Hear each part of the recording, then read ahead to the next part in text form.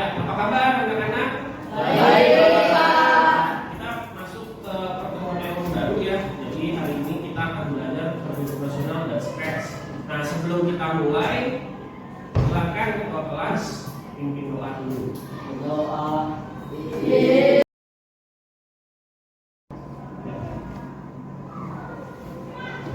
Oke, baik, kita mulai masuk ya Kak. Jadi gini, hari ini kita belajar bagaimana berpikir ya komputasional. Oke.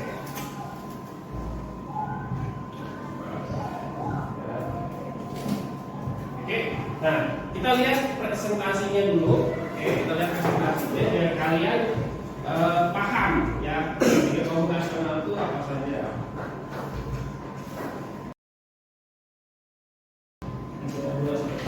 Baik, nah ini berpikir komputasional. Coba Pak Adi mau nanya, siapa yang tahu apa saja unsur-unsur berpikir komputasional? Kalian bisa lihat di buku kalian, buku cetak kalian.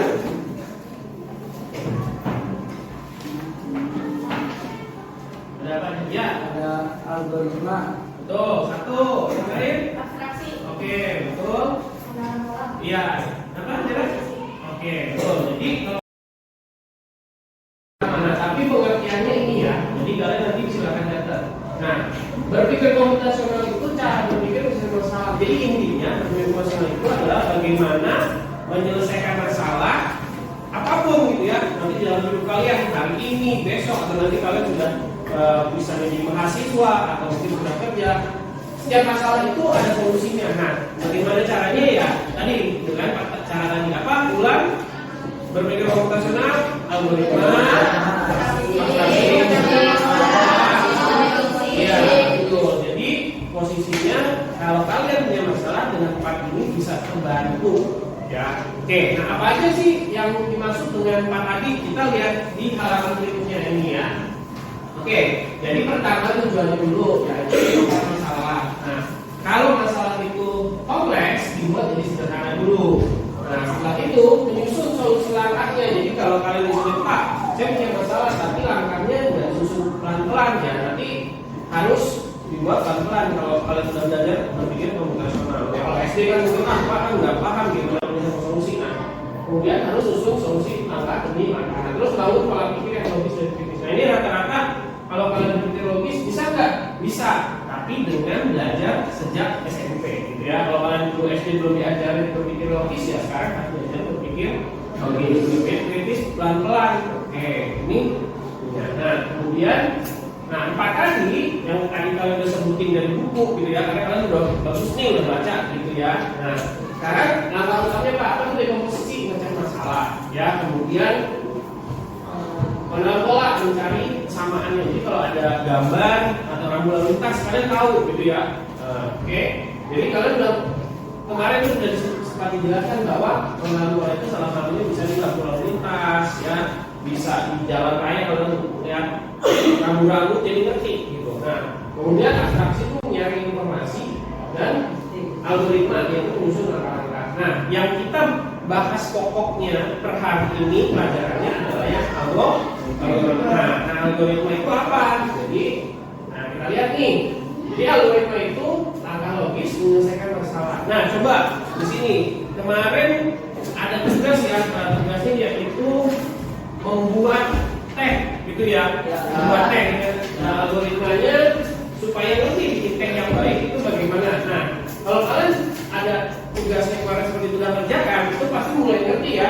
Nah, salah satunya bisa dengan flowchart ya. Jadi kalau kalian misalnya menggunakan flowchart itu alat gambar yang membantu menyelesaikan algoritma. Oke, nah kemudian di sini bilang menginstal betul.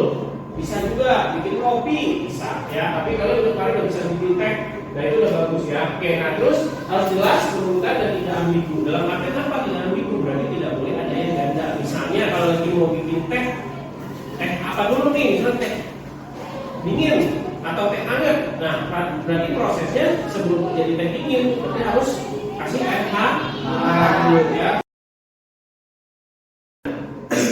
Nah, berkaitan dengan algoritma tadi, kan kita harus tahu dulu sedikit tentang coding urutan tadi. Jadi gini, algoritma itu kalau di kehidupan sehari-hari mah kita pasti lama-lama bisa gitu ya.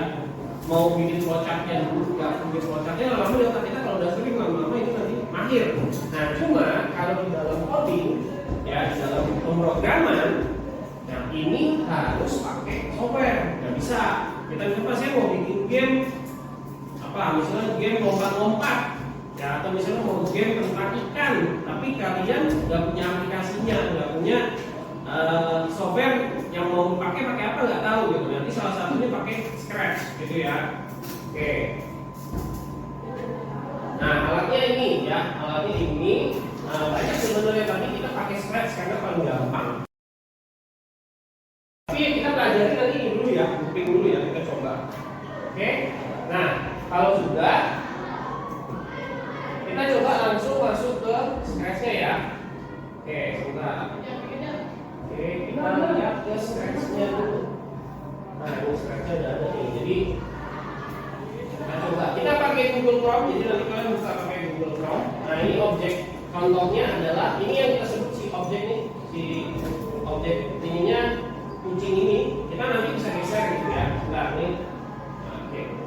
Nah, ini si kucing ini yang tadi bilang tadi namanya Captain Frog. Jadi kucing ini bisa kita mulainya dari sini, bisa kita mulainya dari bawah, bisa kita mulainya dari manapun yang kalian mau. Ya, tapi nanti untuk latihan kita pakai dari sini dulu. Oke. Nah, si kucing ini kalian lihat ya, laju. Ya, bisa nggak mundur kayak motor? Motor itu kalau mundur bisa nggak? Rata-rata nggak bisa, makanya dia rata-rata mundur. Kalau dia mau putar, mau mundur, ini singgahnya kita harus taruh balik dulu. Gitu. Ya, ini rata-rata sini. Nah, ini contoh ya. Contoh misalnya kita titiknya satu, titiknya sekali. Kita coba jalani. Ini singgahnya udah tarik ke sini. Dikit ya jalannya. Tapi kalau kita titiknya dari 10, oke. Ya cepat, ya kan? Nah, Pak, kalau singgahnya hilang gimana membalikinya? Nah, kita belajar namanya koordinat. Jadi kalau di matematika kita belajar tuh koordinat, ada sumbu x, ada sumbu y. Pernah ya? SD udah ya? Ya, biasanya bukunya buku kotak ya. Nah kita bikin ini kan tadi 320 supaya sisinya balik lagi. Kita bikin dia coba ya minus mana minusnya minus 200 terus dia kan balik ke sisinya ya. Udah minus 200 karena kenapa? Sumbu x-nya kalau di sebelah kiri itu minus, di sebelah kanan plus. Jadi kalau sumbu x ingat ya untuk matematika gitu. Jadi kalau kalian misalnya belajar ini ingat sumbu x kan ini ya. Sumbu x yang mana? Ini ya. Kan ini sumbu. Nah, jadi kalau dia minus dia mulainya dari sini misalnya minus 200. Kalau di sini berarti plus 200. Nanti kalau ini minus atau plus, kalau kita di bawah misalnya minus juga, misalnya minus 100, nanti ke atas nanti berapa? Minus ini 0 kan berarti ya? Nah berarti ini plus 100. Jadi nanti posisinya 100. Nah ini nanti jadi oke, baik. Jadi nanti ini ya kalian tugasnya adalah bagaimana membuat looping tadi ya, sinyal tadi yang sudah berjalan supaya dia lebih cepat. Jadi ulang ya, jadi proses looping ini sama algoritma ini kalian gambar di kertas yang Pak Andri kasih, sehingga nanti si singa ini ya, si singa ini bisa jalan. Kalau sekarang kan singanya jalannya masih sedikit-sedikit nih, masih satu kali dipencet dia baru segitu kan. Nah, gimana caranya kalian nanti gambarkan ini polanya ya, pola drag and drop-nya di kertas supaya singanya dari sini nanti bisa langsung ke sana gitu ya. Jadi Pak dikasih kertas LKPD-nya supaya kalian bisa bagaimana membuat ini langsung jalan ke sana ya. Oke, baik, kita kasih dulu kertasnya, nanti kalian kerjakan. Oke. Ya, sambil kalian sudah menyelesaikan bagaimana membuat flowchart-nya. Nah, kalau kalian flowchart-nya sudah, berarti sekarang kita bikin ini ya, bikin codingnya. Silakan dilihat ini di kertasnya, lihat. Ya, oke. Nah, sekarang hasil KPD kalian kita coba praktekkan ya. Jadi kalau kalian misalnya belum bisa, coba. Nanti singa ini gimana caranya supaya dari sini bisa bergerak ke sana langsung, gitu ya. Oke. Nah, siapa yang sudah selesai? Oh ya, Kevin, silakan Kevin. Ya, coba maju Kevin nih. Next. Apa Kevin yang harus dibuat pertama? Ya, tambahkan. Betul. Ini loopingnya ya, loopingnya. Oke. Kedua, motion. Ya, ditarik dulu. Oke, drag and drop. Udah. Nah, oke. Supaya lebih cepat majunya bagaimana? Diganti. Oke. Nah, coba jalanin nih. Klik yang hijau. Oke, berarti.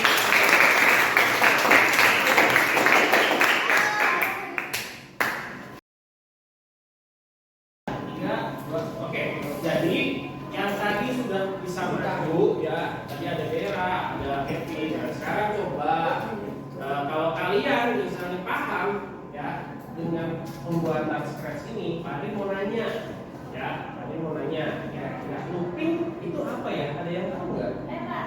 Oke, apa tuh ya? Looping adalah proses pengulangan objek secara terus-menerus. Oke, betul ya. Jadi objek ini supaya berjalan dari sini ke sana cepat, itu pakai konsepnya namanya looping. Nah, jadi nanti silakan ya kalian